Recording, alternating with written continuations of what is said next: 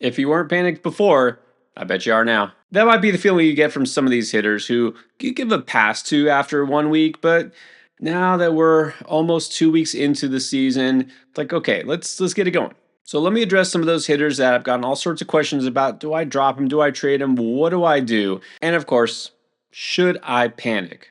The most prominent of those hitters that have struggled big time so far is probably Mark Vientos of the Mets. Had a breakout season in 2024 at the age of 24, hitting 27 home runs for the Mets. So young, slugging third baseman on a good team. Some people thinking maybe another step forward this year, he could be like another Austin Riley. But while I didn't outright call him a bust in draft season, I was close. I said there are signs that this could be a guy's not worth drafting as early as he was taken. There's some red flags, like let's say 29.7% strikeout rate last season in his breakout season. Of course, plate discipline improves with experience. Maybe he cuts that down.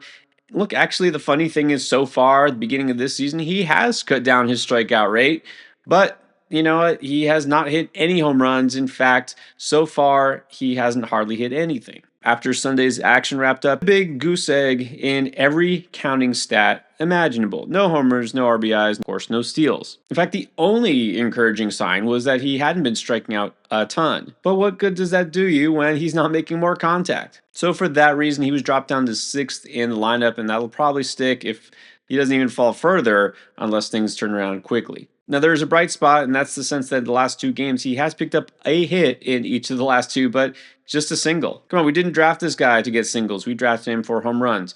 They will come eventually, I think. But you got to be worried because, you know what? Some holes in his swing, and they've shown up. This is, of course, a slugger first and foremost, so there's going to be ups and downs. You know that with anybody who you're primarily drafting for the power, it's going to happen. And unfortunately, it's happened at the very beginning of the season. So some people are worried and even considering dropping him. I'm just going to go out and say, don't drop him.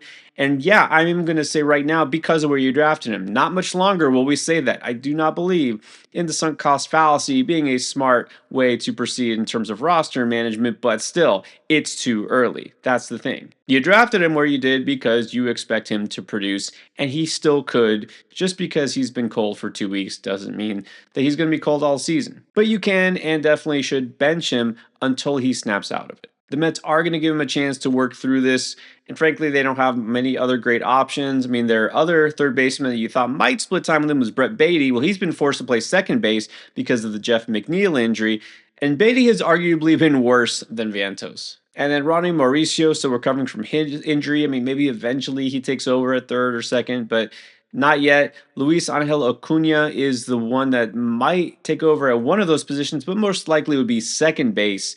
And if he plays second, then we could see Beatty and Vientos in a platoon. But as of right now, Vientos is still in there pretty much every day. I don't mind sitting and waiting to see what he does over the next week or two. And if it doesn't turn around, yeah, I'm going to definitely get nervous. I'm definitely nervous already because I said there was bust potential here before the season started. Right now, I'm about at an 8 on the panic meter, which is fairly high, but that number could drop quickly if he goes on a heater. Now, Anthony Santander, who is now in Toronto, is definitely a more proven power hitter.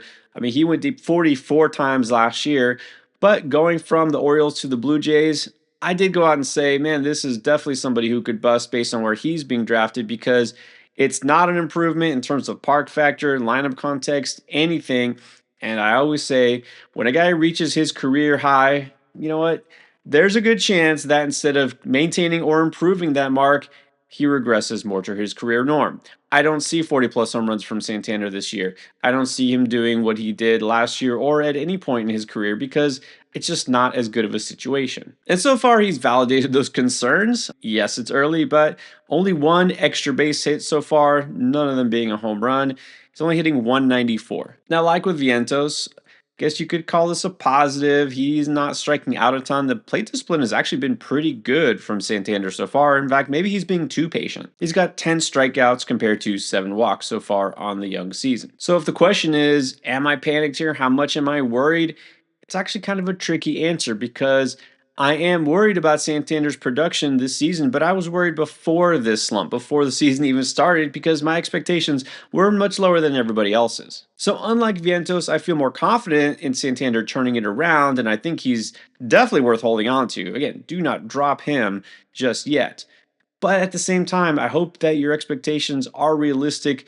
Don't expect 40 plus home runs. You know what I mean? He's going to be more like a third outfielder type, not a stud who carries your team. So I guess if I had to set the panic meter on Santander as of right now, it's at about a 6 because and I didn't really draft him anywhere this year, and I don't expect him to be one of the top home run hitters in the league anymore. Now, on to another young hitter who is expected to take a big leap forward this year.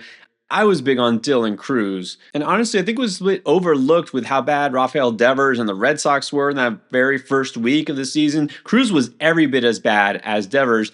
And Devers at least has turned it around to some extent. He's done something the last couple days, and Cruz really hasn't. Dylan Cruz went 0 for his first 22 until finally getting a hit the other day. Now, on Sunday, he actually managed a 2-hit game, going 2 for 4. So maybe that's it. The slump has been snapped, and maybe we'll just go back to business as usual. But we don't really know what business as usual is for Cruz. He only registered all of 119 at-bats last season, and it wasn't that great, honestly. He only hit 218, 3 home runs, very little power. And that's the concerning thing, too, is even with his last couple of hits this season, not a single extra base hit. So where is that power? Now, he does not have this massive power ceiling, unlike teammate James Wood, right? He's not going to be a guy who you count on for a huge home run total. But come on, we got to at least get in the teens, right? If not 20. And if hit tool is your thing, you better be hitting for a much higher average than what you've done so far. The only thing Cruz really has done that makes him fantasy relevant is steal some bases. So that in and of itself is not enough. I am still high on Cruz overall. I like the profile, well balanced. He should be able to help to some extent in every category. But man, I'm concerned that he's not being able to hit consistently. And man, that plate discipline has been horrible for him. Unlike those power hitters I've already talked about, Cruz, 13 strikeouts and only 1 walk. This tells me the plate discipline is lacking. This is just going to take more time. I mean, he did come up pretty quickly through the system. He was not dominant by any means at AAA before getting the call. And so this might just be a longer growth curve than we want. Right now, I'm just going to say 7.5 on the panic meter. I'm worried. I'm benching until things change, but I'm also still not dropping. But honestly, now my hopes for him have definitely lowered. Now, overall, the Nats are a team that has kind of struggled out the gate as well. Let's look at Luis Garcia Jr., second baseman who was drafted as a starter in many leagues, but not necessarily drafted very highly. Some people thought he was due for a big season here, building upon last year, and some people didn't really pay much attention. While there might be mixed opinions on what to expect and maybe projections for this season, there's no confusing what he has done so far. It's been bad, hitting 160, 1 home run. He finally got one the other day, 3 RBIs, 2 runs scored, and only 1 steal. Now, his early start hasn't been as bad. He's shown some flashes. So overall, the concern about his performance shouldn't be that high. But here's what we should be concerned about is the fact that he's not an everyday player. He will sit against left-handed pitching. He's only had 1 plate appearance against a left-hander this year. And yeah, that's going to continue. But here's the odd thing about it. He's not that bad against lefties, despite being a left-handed hitter. In fact, for his career, hitting 249 against lefties, that's fine. I mean, you could keep him in there every day, and they did last year for the most part, but it won't because he's going to switch off with Ahmed Rosario, who is a utility guy, plays second, but also some short, some outfielder. Remember, he used to be a shortstop for the Mets back in the day. Well, Rosario only will play against lefties because he crushes lefties and doesn't do that well against righties. And they got him for that reason. So Garcia, well, afraid to say he's not playing every day. The main thing with Garcia here is I just think what you saw last year is exactly what you're getting this year. I mean, it was pretty good. He actually hit 282, 18 home runs, 22 steals. It's a very useful fantasy player, especially you don't have to draft him very high, and he wasn't taken high. If you waited on second base, which I highly recommended doing, he was a great fallback option. But if you expect him to take a step forward, it's like this is the building block for something else after 2024, that was a mistake. I really think best case scenario is last year's stats put forward to this year. But then now again, I got to knock that down just a little peg because he isn't going to be in there as often with Rosario taking some at bats. So if you're happy with somebody who can hit maybe 270 something, just 15 homers and steals, that feels about right. So am I panicked about Garcia? No, not really.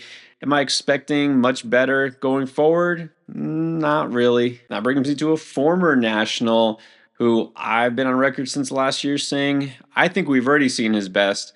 Lane Thomas, who is with the Guardians. On Sunday, he finally notched his first RBI and stole a base, but hitting just 172, no home runs yet. Only one extra base hit so far on the young season. Now, Lane Thomas is in the lineup most days, and he's got a really good glove. He's got some speed. I mean, he's kind of a well balanced player who will play, but again, at this point for fantasy, you've got to think he's not going to help you as much as you would like. So let me just throw it out there because I've said it before.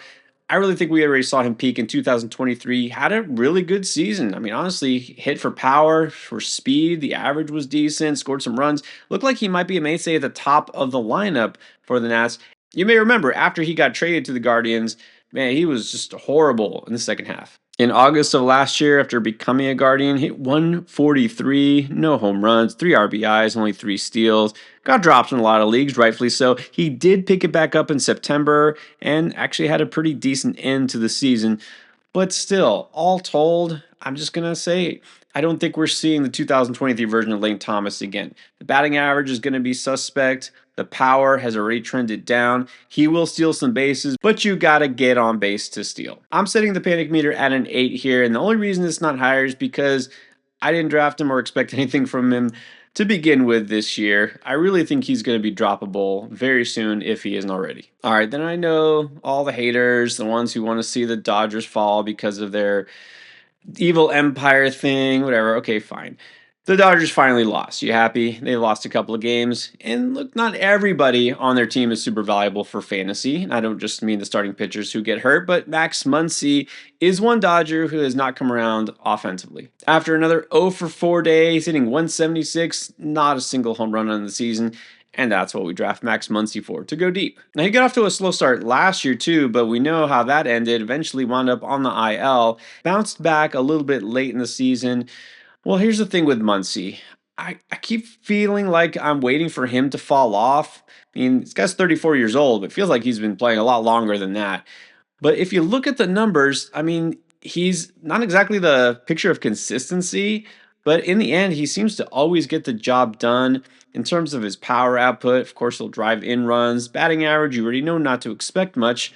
But there really isn't anything on the StatCast sheet or anything else, any sort of peripheral numbers here to suggest that he is going to drop off. So he's cold right now, but in the end, he'll probably be fine if he's healthy. And he's not counted on as your everyday starting third baseman in most leagues anymore. So look, if you have to sit him out for a little while, it's fine. Yeah, against some lefties, you probably want to sit him. But overall, he's not going anywhere. The Dodgers are not going anywhere. Muncy will probably be fine. My panic level here is like a 4. Now, things change every day in baseball. You know this, but you're still looking for some players to pick up, maybe to replace some of these guys, or you just need some help. Check out the waiver wire video that came out not too long ago for this past week. These are some of the players that you should be picking up while you can.